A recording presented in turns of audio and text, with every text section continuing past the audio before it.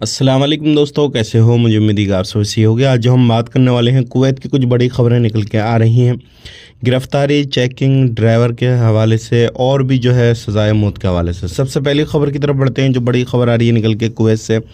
अगर आप कुवैत के अंदर रहते हैं, गाड़ी घोड़ा चलाते हैं तो सावधान हो जाएं, क्योंकि एआई कैमरे लगे हुए हैं। और अगर ड्राइवर वाली सीट्स के पास में अगर किसी भी बंदे को बिठाता है ड्राइवर और उसने सीट बेल्ट नहीं लगाई है, तो ड्राइवर पे ही फ़ाइन लगेगा। इस चीज़ का ध्यान रखिएगा। अगर रेड लाइट तोड़ते हैं तो भी आप पर फ़ाइन लगेगा। और फ़ोन चलाते हैं, गाड़ी ड्राइव करते हुए, तो आप पर फ़ाइन लगेगा। एयरफोन लगाते हैं तो आप पर फ़ाइन लगेगा। सावधान हो जाएं। अभी एक इंडियन बंदे को सज़ाए मौत का हुक्म दिया गया है कुवैत के अंदर।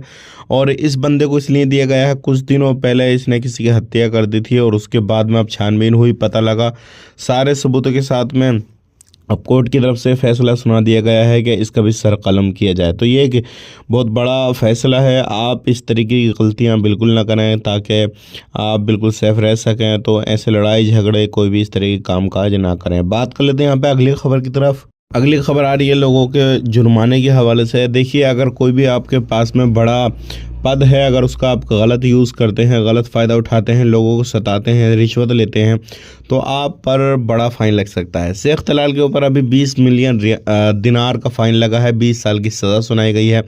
तो आप सावधान रहें, सतर्क रहें, ऐसी गलती आप बिल्कुल ना करें। बात कर लेते हैं यहाँ पे अगली खबर की तरफ। जो अगली खबर आ रही है निकल के, ये भी काफ़ी ज़्यादा इंपॉर्टेंट है।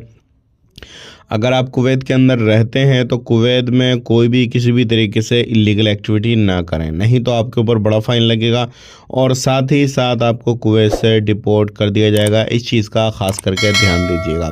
आज के लिए इतनी वीडियो देखने के लिए बहुत बहुत शुक्रिया। कमेंट बॉक्स में अपनी राय बताएं और चैनल को सब्सक्राइब करके ज़रूर जाएँ। आप अपना ख्याल रखें, अपनी फैमिली वालों का ख्याल रखें। Take care, bye.